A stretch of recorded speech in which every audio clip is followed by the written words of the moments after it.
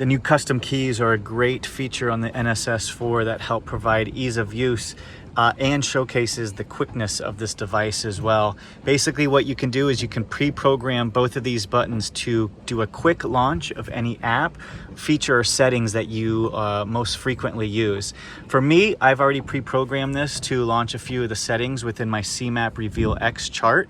Right now I've got the standard chart displayed, but if I want to turn on shaded relief, I'll just quickly press that button and you can see that shaded relief is turned on. If I want that turned back off, I'll do the same, and it will even do a long press. So if I want a long press, I have the satellite overlay turned on, and then same again, I can turn that off. I also have this pre-programmed to my instrument, so if I want to quickly look over at my gauges and then back to chart as well. You can pre-program with this with any apps, split screens, features. It really is endless, and it really shows off the ease of use with the NSS 4.